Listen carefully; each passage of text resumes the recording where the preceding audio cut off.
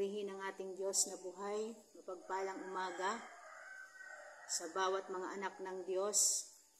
Napakabuti ng ating Panginoon sapagkat dito po tayo ngayong umagang ito upang patuloy na magpakababa sa ating Diyos.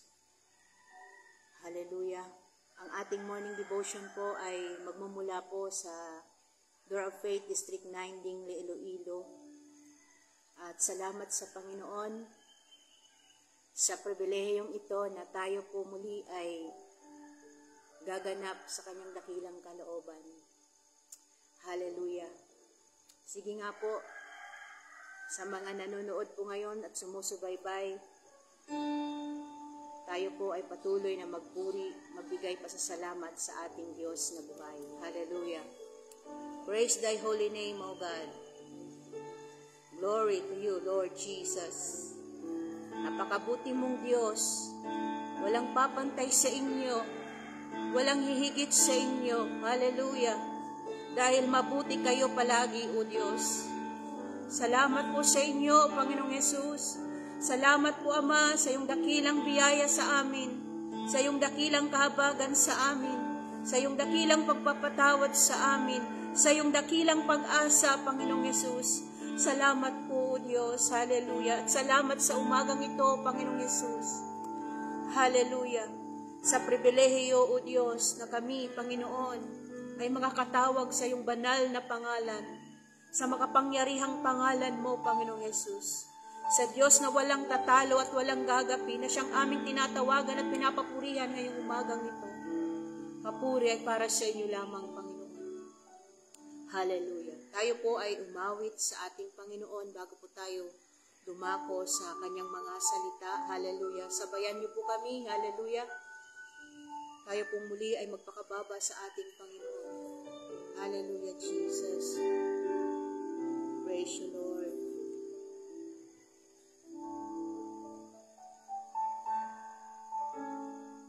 Narito kami, nagpapakumbaba, sumasamo sa iyong isang Diyos. Nahanap namin karigtan ng iyong mukha, sumasamo sa iyong pagkilos, at sa himig na hangin, tanging dalangin, kami katapuin. Minsan pa nga po, hallelujah, narito kami.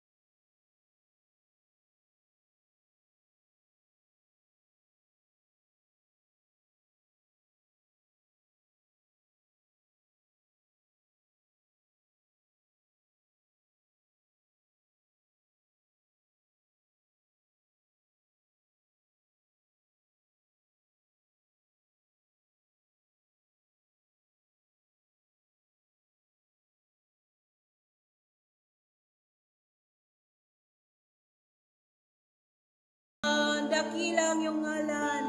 Dakila ang iyong ngalan.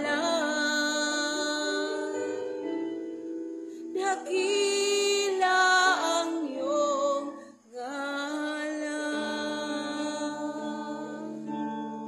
Hallelujah. Praise you, Jesus. Praise thy holy name, O God. Yes, Lord, dakila kayo sa lahat, aming Ama. Napakabuti mo sa amin, O Diyos.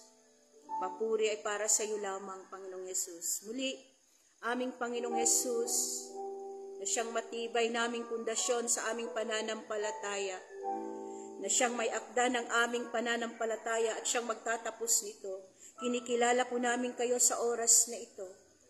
Patuloy niyo po kaming pangunahan, O Diyos, sa bawat mga sumusubaybay, Panginoon, ng mga anak mo, O Diyos. Hallelujah, sa iyong mga salita sa umagang ito.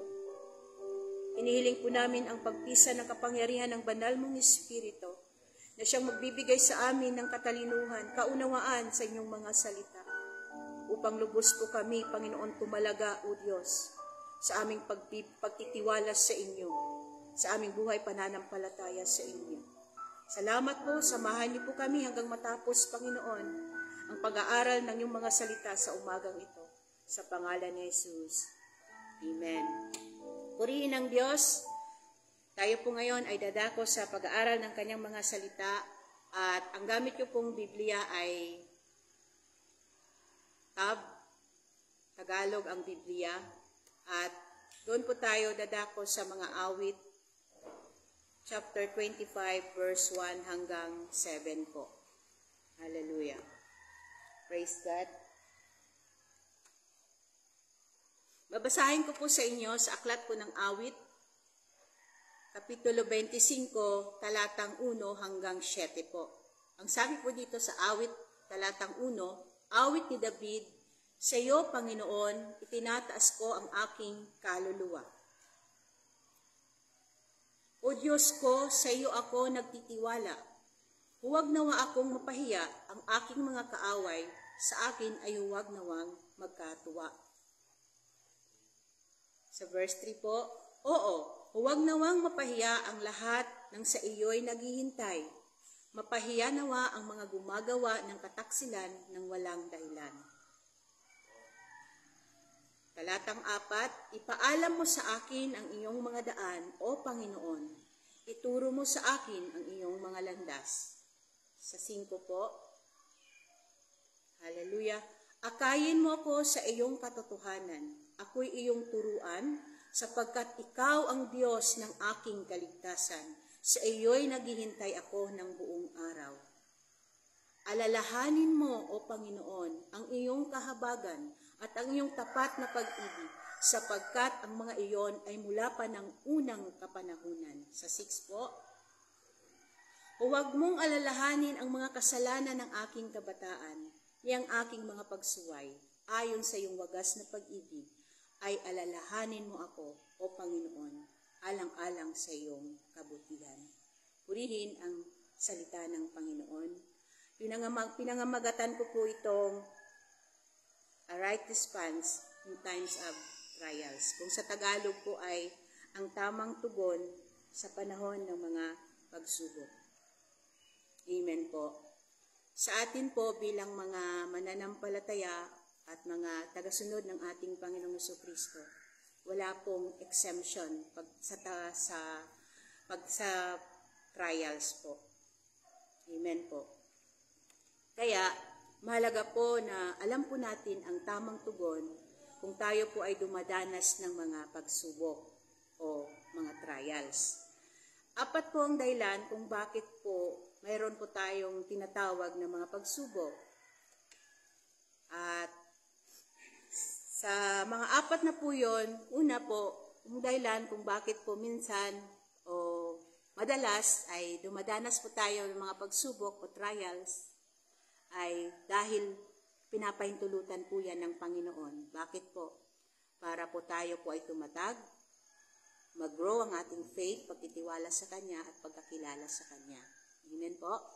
At yung pangalawa po ay galing sa kaaway. Pinapahintulutan ng kaaway na tayo po ay subukin. Kasi alam naman po natin, di po ba, sabi po doon sa John chapter 10, verse 10, na parito ang kaaway, ang magnanakaw, upang tayo ay wasakin, patayin, at pagnakawan. Pero naparito ang ating Panginoong Jesucristo upang bigyan tayo ng buhay na ganap at kasiyasya. Amen po? Kaya, at yung pangatlo po ay pakana ito ng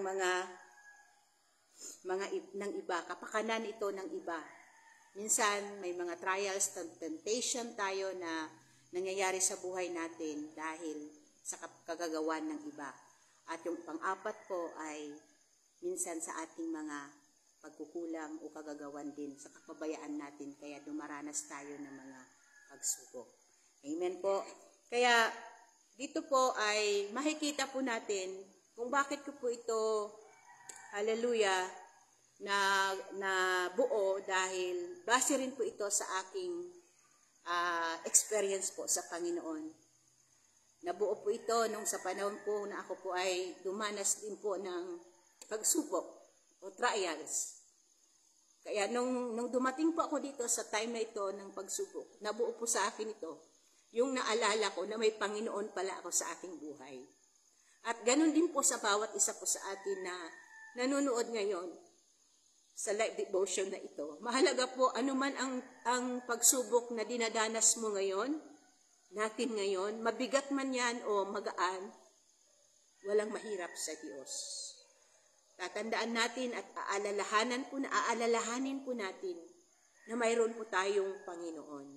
Kaya nga po, nagkaroon po ako ng nabuo po sa akin ang acronym ng My Lord, sapagkat dito po nanangan po ako sa kabutihan at kaawaan at kahabagan ng Diyos sa akin, maging sa bawat isa po sa atin. Amen po? Kaya, pag sinabi pong Lord, Panginoon ng aking buhay, dahil alam naman po natin, ang sinumang nakipag-isa kay Kristo, sa ating Panginoong Jesucristo, ay tinanggap po natin siya, hindi lang tagapagligtas po natin, kundi ating Panginoon. At pag sinabing Panginoon, He is our Lord. Amen po. Kaya yung L po ay stands for God is our loving and gracious Father. Kung alam po natin, kung papansinin po natin, kung maalala po natin yung sa Luke chapter 15, yung alibughang anak, makikita po natin dyan kung gaano kadakila at kahabag-habag ang pag-ibig ng Panginoon sa bawat isa po sa atin. Dahil alam naman po natin yan, nung ang kanyang anak ay winaldas niya, yung yaman na minana niya. Ibig sabihin, sa madaling salita, hindi maganda ang kanyang ginawa sa kanyang ama. Na ganun din po sa bawat isa po sa atin spiritual. Wala po tayong magandang ginawa sa harapan ng ating Diyos at sa harapan ng ating Panginoon Yesus, but still, minahal tayo ng ating Panginoon. Amen? Kaya alalahanin po natin yon. Ang sabi po doon sa Luke 15 verse 20, siya'y tumindig at pumunta sa kanyang ama. Subalit, habang nasa malayo pa siya, natanaw siya ng kanyang ama at ito'y awang-awa sa kanya. Ang ama'y tumakbo, niyakap siya at hinagkan. Ganun po tayo sa harapan ng ating Panginoong Yesus. Nagkakasala po tayo, nagkakamali po tayo, pero tatandaan po natin, lumapit po tayo sa ating mahabaging Ama na nasa langit. Punong-puno siya ng awa, punong-puno siya ng pag-ibig, punong-puno siya ng habag. Amen? At yung sa pong L ay makikita po natin yan sa Isaiah chapter 9 verse 6. He is our long everlasting Father. Amen?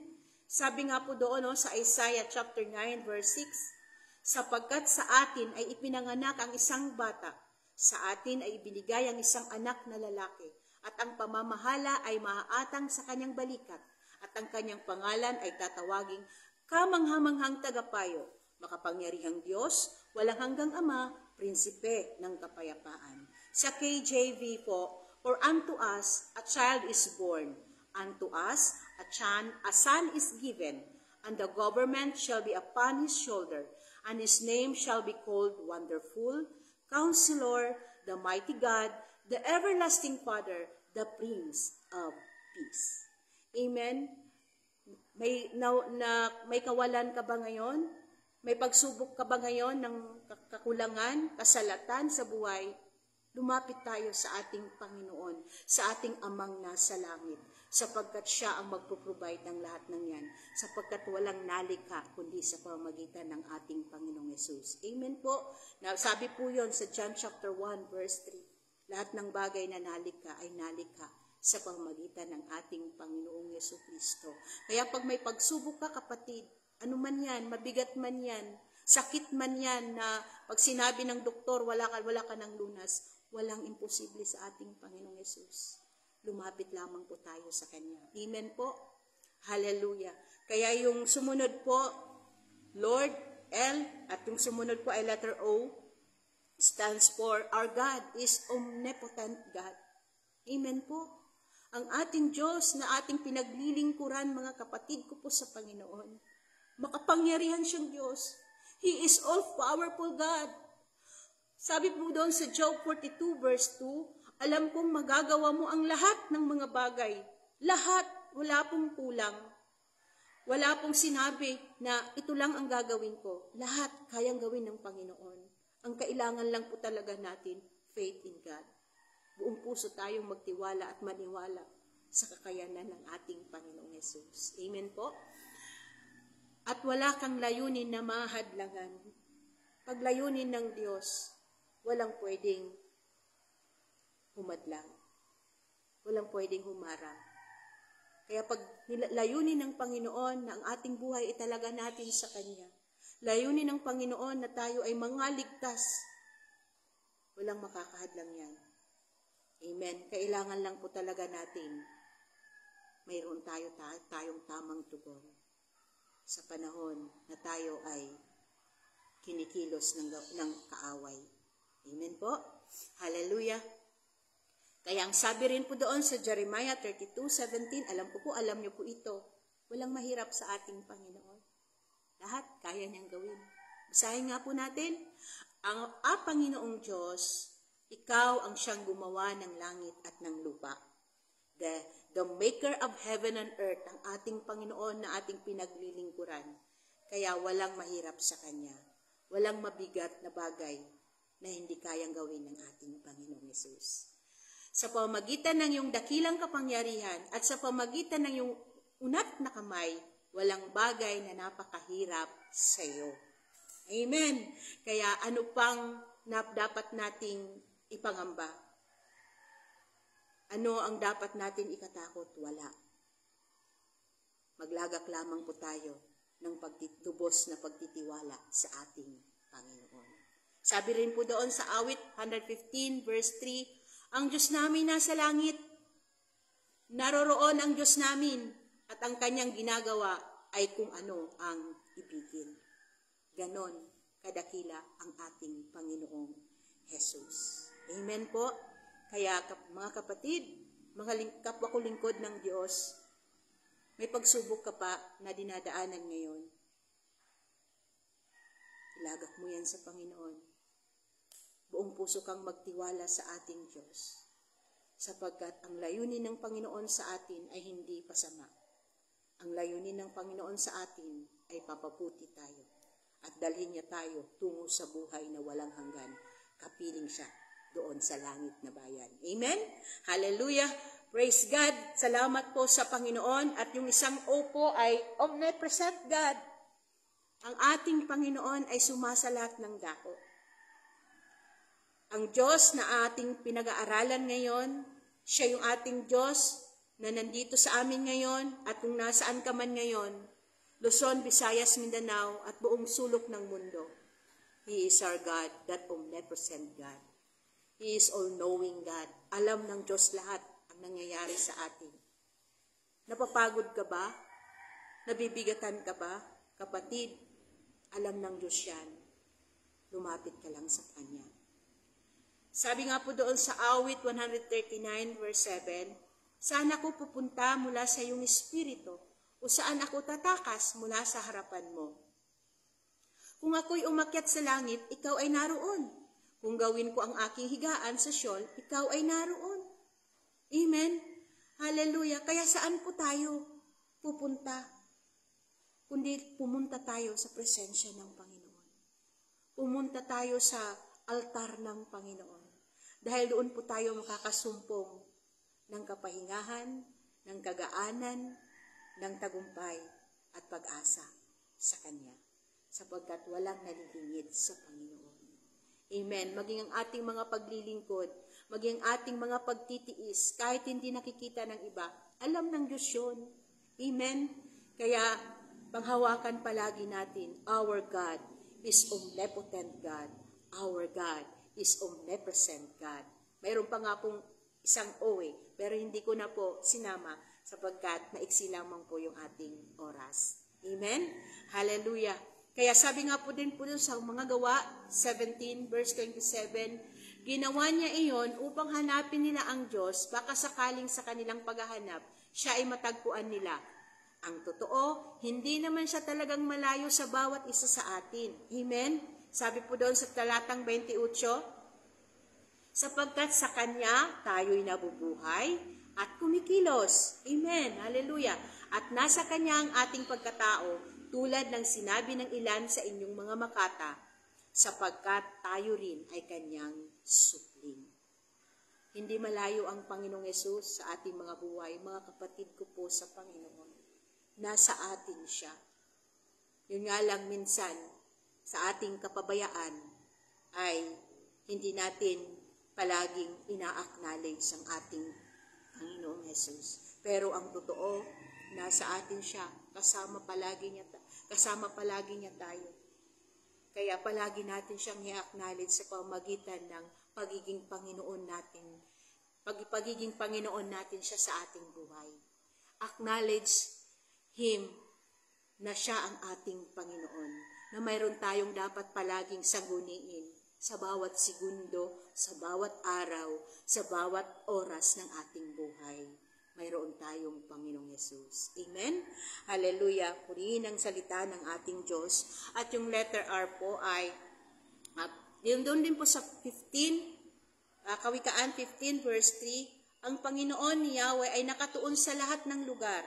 Ang masama at mabuti ay pawang minamasdan. Amen. Kaya alam po natin na mabuti at masama ay alam ng Panginoon. Walang nalilingid sa Kanya. Kaya doon tayo sa mabuti. Sapagkat sa mabuti, may reward ang Panginoon. Ang paningin ni Yahweh ay nakatuon sa lahat ng lugar. Doon po tayo sa salitang paningin. Ang mata ng Diyos ay nakatingin sa bawat isa sa atin. Ano man ang ginagawa mo, nasa loob ka man ng kwarto o nasa ilalim ka man ng kuweba, palaging nakatingin ang Panginoon doon. Yung ibig sabihin, gumawa po tayo ng tama. Gumawa po tayo ng right sa harapan ng ating Panginoon. Bakit po? Sapagkat ang ating Diyos ay Diyos din po siya na hahatol sa tamang oras at tamang araw. At pag hinatulan po tayo ng Panginoon, kailangan po yung hatol po sa atin ay makuha po natin yung korona ng kaligtasan. Amen? Kaligtasan doon sa langit. At hindi po ayaw po natin ang tayo po ay mahatulan ng kapahamakan at kaparusahan. Amen. Hallelujah. Praise God. Kaya doon na po tayo sa letter R po. Yung letter R po ay He is our rescuer. Amen. Hallelujah. Sa panahon na ako po ay nasa pagsubok ng death and life, ay ito po ang tumatak sa akin. Panginoon, sabi ko po noon, way back 2018, nung nasa operasyon po ako, sabi ko, Panginoon, tulungan niyo po ako. Kung bubuhayin niyo po ako, so be it, Lord. Maglilingkod ako sa inyo. Susunod ako sa inyo. Tulungan niyo po ako. Kaya naranasan ko po yun. Kaya hanggang ngayon po, bagamat may mga pagsubok, may mga trials, pero palagi ko po itong pinangahawakan. He is my rescuer. Ganon din po sa bawat isa po sa atin. Amen. Sabi po doon sa Exodus 14 verse 13, sinabi ni Moises sa bayan, huwag kayong matakot. Magpakatatag kayo at masdan ninyo ang pagliligtas ng Panginoon na kanyang gagawin sa inyo ngayon. Amen. Sapagkat ang mga Epsiyo na inyong nakikita ngayon ay hindi na ninyo muling makikita kailanman. Mga kapatid, sa panahon na tayo po ay mayroong kabagabagan o may takot, tandaan po natin yan, alalahanin po natin yan. Kung ang bayang Israel, na sila ay inaalipin, matinding pagkaalipin sa kanila ng mga Ehipsiyo, narinig ng Diyos yung kanilang mga hibik, ang bayan ng Israel. Tinulungan sila ng Panginoon. Ang bayang Israel na ang kanilang Diyos ay ang Diyos natin ngayon. Amen. Sapagkat ang ating Diyos, siya noon, ngayon at magpakailan pa man. Kung ang bayang Israel, nung panahon ni Moises, ay iniligtas niya sa pagkaalipin, matinding pagkaalipin sa Ehipto. Anong imaalipin sa iyo ngayon? Espiritu ng takot? Espiritu ng pag-aalinlangan? Espiritu ng kabagabagan? Lumapit tayo sa Panginoon. Lumapit ka sa Diyos na siyang tumutulong at sumasaklolo. At makakasumpong ka ng pagkalaya. Sapagkat tinubos tayo ng banal na dugo ng ating Panginoong Jesus. Sa Diyos, may kalayaan. Amen. Hallelujah.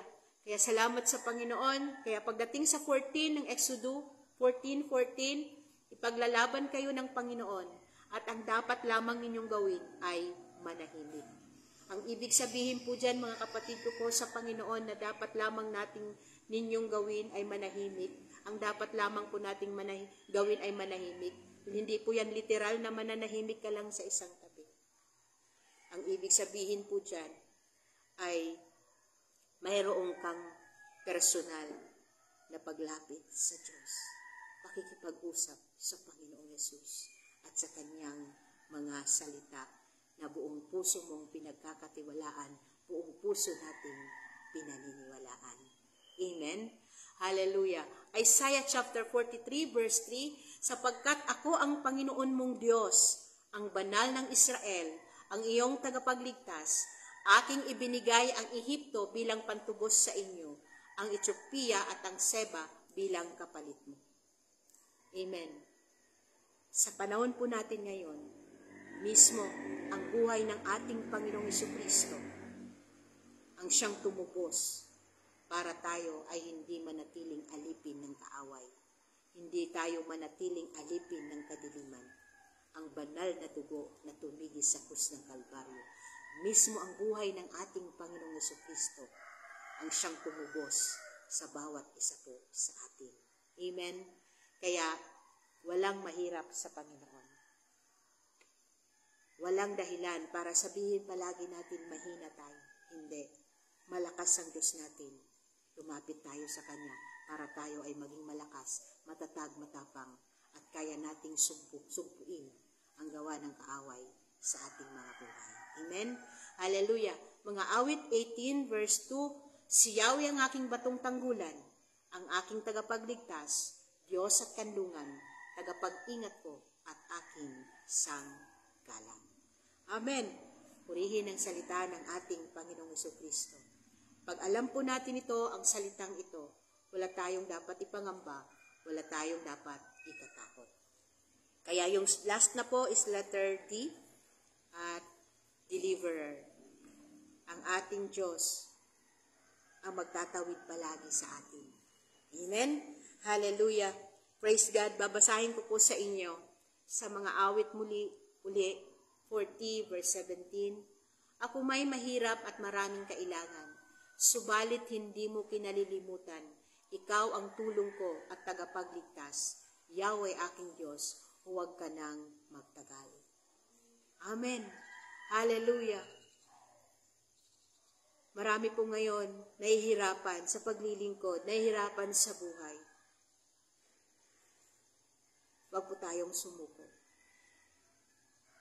Sapagkat nandyan palagi ang tulong ng ating Panginoong Yesus.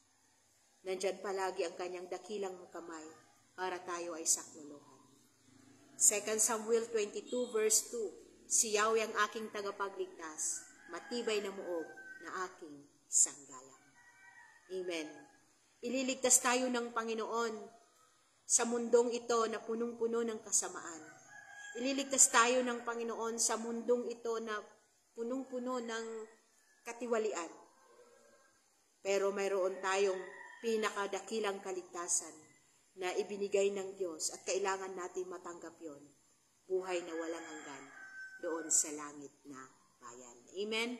Dito na po tayo sa Exodus chapter 6 verse 6. Kaya't sasabihin mo sa mga anak ni Israel, ako ang Panginoon at ang aking ilalabas kayo sa ilalim ng mga pasanin ng mga Egyptiyo. Hallelujah. Kaya salamat po sa Diyos, purihin ang salita ng Panginoon. At aking hahanguin kayo sa pagkaalipin sa kanila, at aking tutubusin kayo na may nakaunat na mga kamay at may mga dakilang kahatulan. Amen po.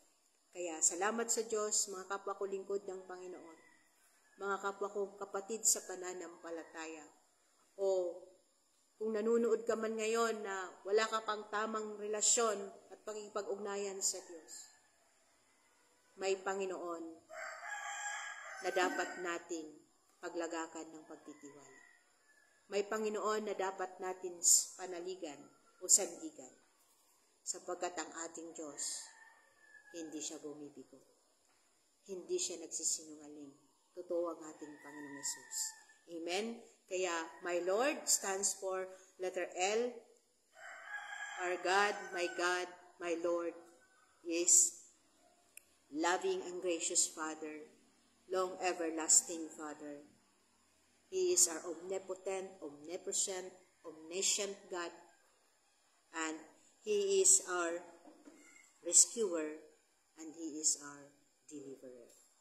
Yan po ang tamang tugon sa panahon na mayroong kang pagsubok, sa panahon na mayroong kang trials, temptation. My Lord tayo na handang sumaklolo at umagapay sa bawat isa po sa atin. Amen. Hallelujah.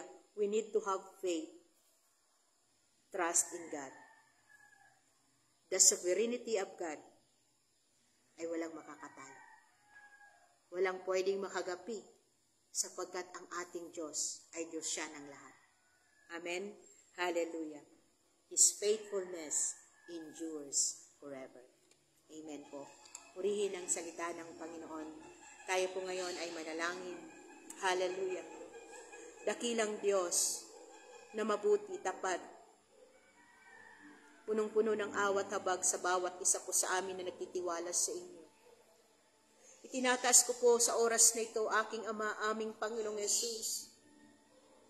Hallelujah. Mga lingkod mo, Panginoon, na dumadanas ngayon ng mga sari-saring mga pagsubok sa buhay. Mga anak mo, Panginoon, na dumadanas ngayon ng mga pagsubok. Hallelujah. Tulungan niyo po kami na maging matatag. Tulungan niyo po kami, O Diyos, na maging matapang na harapin, Panginoon. Hallelujah, Lord God, ang mga pagsubok o trials na aming kaharapin sa aming buhay paglilingkod, sa aming buhay pagsunod sa inyo, aking Ama.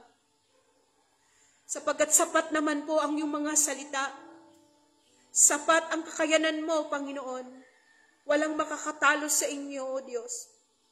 Bigyan niyo lamang po kami, Panginoon, ng tamang response, O God, tamang pagkakilala sa inyo, buong puso na pagtitiwala, paniniwala at pananampalataya sa inyo, Panginoong Yesus. Salamat po, aming Ama. Salamat po, O Diyos. Tinataas po namin ang bayang Pilipinas, Panginoon. Sa oras na ito, aking Ama, katulad nga po, Panginoon, ng aming pinag-aralan ngayong umagang ito, nakatingin, ang mga mata niyo ay nakatingin, Panginoon, sa lahat ng dako. Ang totoo, Panginoong Yesus, kayo po ang nakakaalam ng tunay na kalagayan ng aming bayang Pilipinas. Sakluluhan niyo po kami. Kahabagan niyo po ang aming bayang Pilipinas, aming Ama. Salamat po, O Diyos. Salamat po, Panginoong Yesus.